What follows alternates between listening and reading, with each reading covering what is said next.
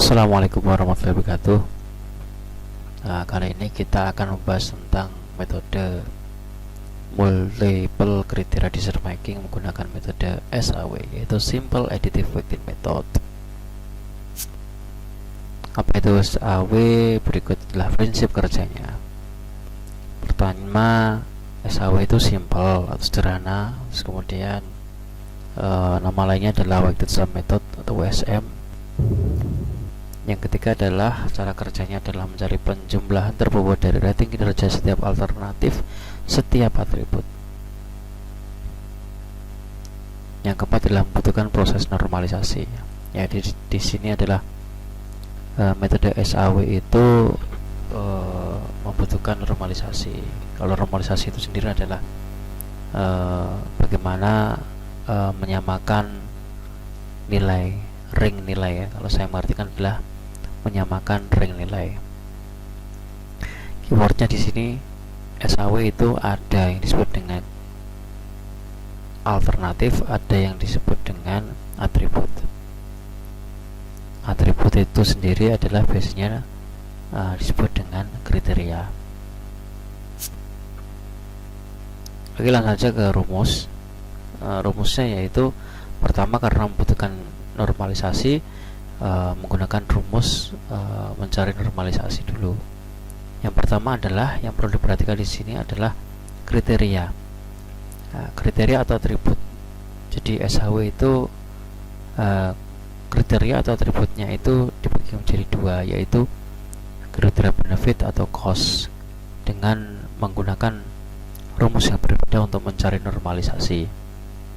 Yang pertama, jika merupakan atribut benefit, maka menggunakan rumus yang pertama, yaitu XIJ dibagi dengan nilai maksimum daripada XIJ itu sendiri. Yang kedua adalah jika cost, maka harus menggunakan rumus mencari minimum dari XIJ dibagi dengan XIJ. Jadi RIJ ini RIJ, I adalah atribut, J adalah kriteria. Ya, jadi nanti kita jelaskan atau kita bahas apa benefit dan apa itu cost, atau apa itu atribut benefit dan apa itu atribut cost. Kalau menurut saya, benefit itu adalah jika nilainya semakin besar maka akan berdampak positif terhadap nilai kriteria atau terhadap pengambil keputusan, ya. Terus kemudian jika cost, maka jika nilainya semakin tinggi atau semakin besar maka akan berdampak negatif. Itu atribut benefit dan atribut cost. Pertama adalah kita menentukan, kita cari nilai normalisasinya dulu. Yang kedua, baru kita cari nilai preferensi. Ya, di sini preferensi yang ke I, yaitu alternatif, sama dengan 1 sampai N W kali RIJ. W itu adalah bobot dari pengambil keputusan bisa. R itu adalah nilai yang sudah dinormalisasikan tadi.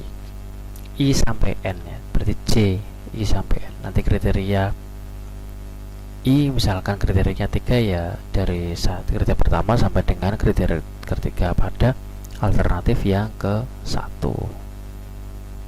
Oke, berikut penjelasan rumusnya, langsung saja. R itu adalah rating kinerja ternormalisasi, berarti kita cari normalisasi. Terus kemudian I alternatif, J adalah kriteria atau atribut. Nah, di sini atribut atau kriteria adalah sama. Jadi biasanya familiar saya itu adalah menggunakan kriteria. Terus kemudian W adalah bobot V, nilai preferensi tiap alternatif. N adalah kriteria 1 sampai N. Ini yang itu adalah kriterianya 1 sampai N.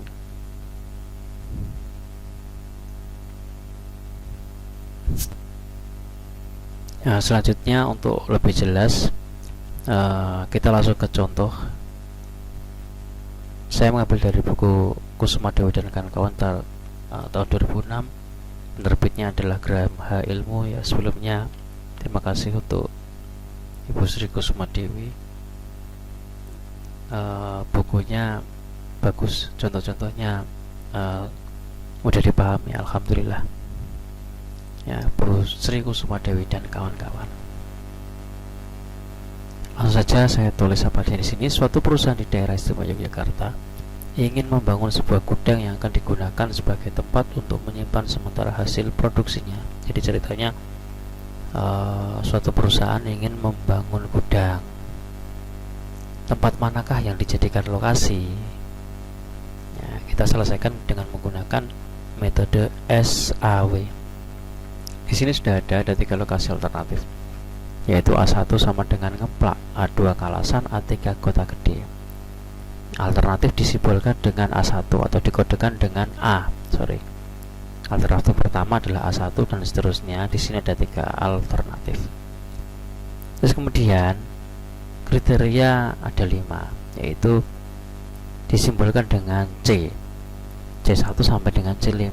C1 jarak dengan pasar, C2 kepadatan penduduk, C3 jarak dari pabrik, C4 jarak dengan gudang, dan C5 harga tanah. Jadi di sini ada bobot tingkat kepentingan adalah sangat rendah sampai sangat tinggi, disimbolkan dengan nilai numerik 1 sampai 5. Oke, seperti itu. Jadi nanti ini yang dijadikan bobot. Ya. Apa yang perlu kita ketahui, apa yang kita perlukan? Yang pertama adalah nilai daripada alternatif dan kriteria tadi. Ya, anggap saja tabel ini merupakan tabel yang sudah real di lapangan. Asumsinya adalah real di lapangan, mendapatkan data seperti tabel ini. A1 untuk kriteria pertama adalah 0,75 atau jaraknya 0,75, C2 adalah 2000, C3 18, C4 50, dan C5 500. Jadi ini berbeda-beda nilainya. Jadi kita perlu samakan atau kita akan menormalisasikan dulu. Yang kedua, ternyata pengambil keputusan mengambil bobot yaitu W. W-nya sudah ditentukan 53442. W yang C1 itu adalah bobotnya 5, yang C2 adalah 3, yang C3 adalah 4, yang C4 adalah 4, atau C5 adalah 2. Itu bobotnya. Terus kemudian kita bagi. Kita harus mengetahui mana kriteria benefit, mana yang kriteria cost. Nah, di sini kriteria benefit ada 2, yaitu C2 dan C4. Kriteria cost ada 3, C1, C3, dan C5. Jadi nanti kalau normalisasi juga rumusnya beda. Kalau benefit menggunakan rumus yang benefit, kalau cost menggunakan rumus yang cost. Oke, langsung saja di sini. Pertama adalah kita normalisasikan dulu. Saya tulis apa adanya di sini datanya. Asumsinya adalah data sudah dapat di lapangan ya, seperti ini untuk masing-masing kriteria dan masing-masing atribut. Oke, sekarang kita normalisasikan menggunakan rumus RIC. RI itu alternatif dan C itu kriterianya. Jadi kalau R11 contohnya adalah R normalisasi pada alternatif yang A1 dengan C yaitu di C1. Jadi di sini ada 2 rumus, atribut benefit dan atribut cost. Karena C1 tadi adalah merupakan cost ya, jadi R11 itu artinya adalah R pada alternatif pertama pada kriteria 1. Kita cari di sini menggunakan rumus yang kedua, min XIC dibagi XIC. Minnya, gimana cari minnya adalah 0,75, 0,50, 0,90. Nah, ternyata yang min atau nilai minimumnya adalah 0,50. Maka di sini adalah 0,50 dibagi dengan XIC-nya. XIC-nya mana? Yang kriteria pertama pada A1 yaitu 0,75 untuk C1. Hasilnya adalah 0,66667. C2 gimana? C2 juga sama, karena tadi nilainya adalah benefit, maka menggunakan rumus yang pertama. Kita cari XIJ. XIJ sudah tahu, di sini adalah sudah diketahui 2000. Max XIJ adalah nilai maksimum untuk tiap kriteria tiap alternatif. 2000, 1500 dan 2050. Nah, yang nilai maksnya adalah 2050, maka 2000 dibagi dengan 2050, hasilnya adalah 0,97561. Kemudian yang C3 nilainya adalah nilai cost, yaitu R13. R13 ini adalah nilai normalisasi atau dicari nilai normalisasi dari alternatif pertama, kriteria yang ketiga. Kriteria yang ketiga dicari, karena nilainya cost dicari nilai minimumnya dulu. Dari 18, 20 dan 35, nilai minimumnya adalah 18. Berarti 18 dibagi dengan XIJ nya adalah 18, sama dengan 1. R14 sama, dia tinggal bernilai benefit atau cost. Dia bernilai benefit menggunakan rumus pertama, hasilnya adalah 1. Terus kemudian R yang 15, karena dia bernilai cost menggunakan nilai yang kedua, yaitu mencari minimumnya dulu baru dibagi dengan XIJ. Nah, ini adalah seharusnya 800 di sini. Saya tulis 500. Saya mohon maaf di sini salah. Tapi hasilnya adalah sama, 450, karena nilai minnya 450 dibagi dengan XIJ-nya berapa? 500 di sini, 500. Hasilnya adalah 0,9. Semuanya berlaku dari A1 sampai dengan A3, semuanya sama rumusnya seperti ini dicari. Kemudian nilai normalisasi, nilai normalisasi sudah diketahui tadi menggunakan rumus RIJ, benefit atau cost. Kemudian kita ingat kembali bahwa bobotnya tadi adalah 53442, C1 5, C2 3, C34, C44, C5 sama dengan 2. Ini pengen saya. Jadi rating kecocokan bisa atau tingkat kepentingan bisa, apapun itu adalah merupakan bobot daripada tiap kriteria. Mana yang lebih penting atau mana yang bobotnya lebih tinggi atau mungkin lebih rendah. Makanya itu adalah simbolnya adalah W, bobot. Ya, terus kemudian kita cari preferensi tiap alternatif di sini. V1 misalkan VI ya, I keberapa? I ini adalah alternatifnya. Sama dengan kriteria 1 sampai N. Ini adalah simbol penjumlahan di sini. W yang J kali RIJ. WJ itu berapa? WJ adalah bobot daripada J. Bobot yang J pertama ini adalah, kalau di sini adalah misalkan ini 1, berarti ini adalah W yang pada kriteria pertama, yaitu 5, C1 5 dikalikan nilai normalisasi daripada tiap kriteria pada alternatif yang, misalkan kalau 1 ya alternatif ke 1, ini 1 ya alternatifnya ke 1 ya, seperti itu. Oke, terus kemudian saya tulis ulang lagi, 53442 adalah bobotnya. Kita tinggal mengalihkan di sini. Kita kalikan, maka hasilnya adalah seperti tabel berikut.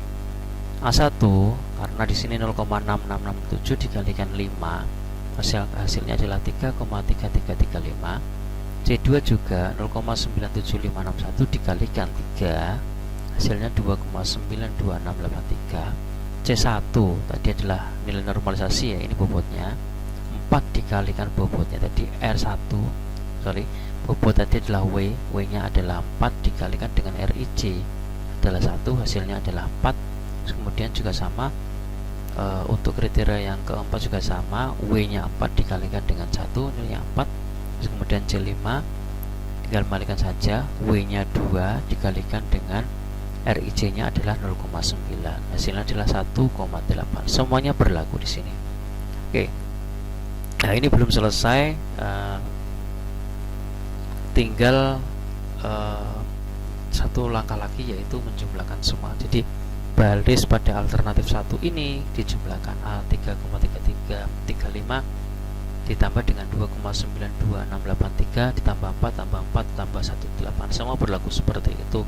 Akhirnya akan menghasilkan nilai atau V ya, referensi di sini ya. Kebetulan di studi kasus ini adalah nilai A1 adalah yang terbesar, maka peringkatnya adalah pertama. Nah, dimana kalau yang misalkan A2 peringkat yang pertama, nanti kita dibalik, maksud saya diurutkan berdasarkan nilai yang tertinggi sampai dengan terendah ya, itu adalah menggunakan metode SAW. Didapatkan A1 nilai V nya adalah 16,602, A2 15 sampai 15,1, A3 nilai V nya adalah 11,7599. Kebetulan A1 nya yang terbesar. Kalau mungkin A3 yang terbesar, maka akan dibalik ya, pokoknya diurutkan dari besar ke kecil. Oke. Kemudian outputnya apa? Outputnya adalah rekomendasi. Nah, di sini rekomendasi berdasarkan perhitungan menggunakan metode SAW. Ternyata A1 ngeplak itu adalah peringkat pertama, tersusul dengan A2 Kalasan, A3 adalah Kota Gede. Oke, seperti itu penjelasan daripada metode MCDM menggunakan metode Simple Additive Weighting Method. Oke, di situ sudah diketahui rekomendasinya adalah ngeplak yang pertama. Bagaimana dengan pengambil keputusan? Ya terserah ambil A2 bisa, A3 bisa. Ya, tapi kalau menggunakan metode metode SAW, maka rekomendasinya adalah peringkat pertama A1, peringkat kedua A2, peringkat ketiga A3. Ya, terima kasih.